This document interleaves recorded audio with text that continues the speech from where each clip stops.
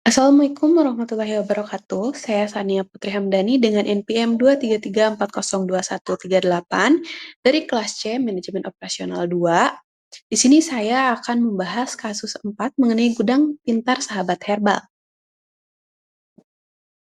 Sahabat Herbal adalah sebuah bisnis yang bergerak di bidang penjualan produk herbal secara online.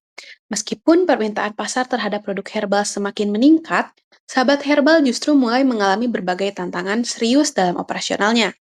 Tiga tantangan utama yang dihadapi saat ini adalah keterlambatan pengiriman barang kepada pelanggan, pencatatan stok barang yang masih dilakukan secara manual, dan mulai munculnya keluhan dari pelanggan yang menyebabkan penurunan rating di platform penjualan. Ketika operasional tidak berjalan dengan efisien, secara otomatis akan berdampak pada pengalaman pelanggan.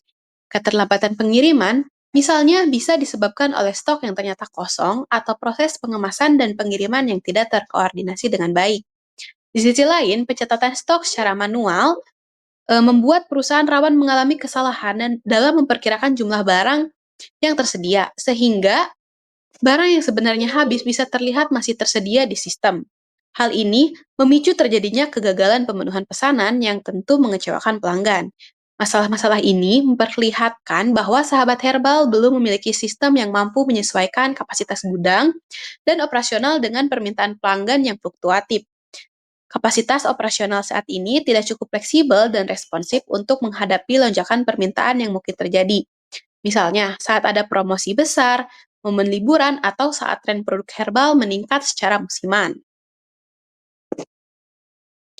Oleh karena itu, langkah pertama yang bisa direkomendasikan adalah melakukan digitalisasi dalam gudang dan pencatatan stok dengan menggunakan sistem manajemen inventaris berbasis teknologi, seperti Enterprise Resource Planning atau Warehouse Management System.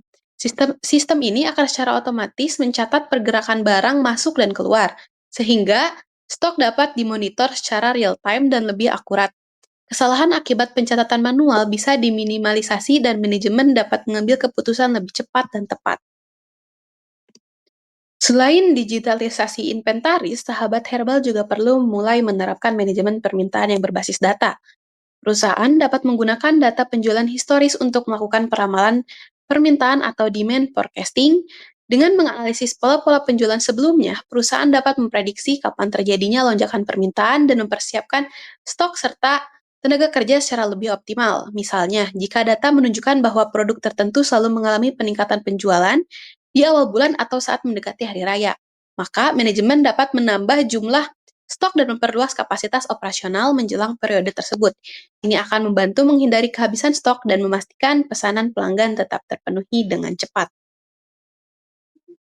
Perbaikan proses operasional ini tentu akan memberikan dampak yang signifikan terhadap tingkat kepuasan pelanggan dalam e-commerce. Dengan pengiriman yang lebih cepat, akurat, dan minim kesalahan, pelanggan akan merasa lebih percaya terhadap merek sahabat herbal.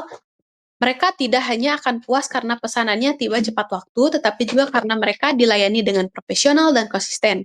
Selain itu, ketika stok selalu tersedia sesuai dengan permintaan, pelanggan tidak akan lagi mengalami kekecewaan karena barang yang mereka inginkan tidak bisa dibeli.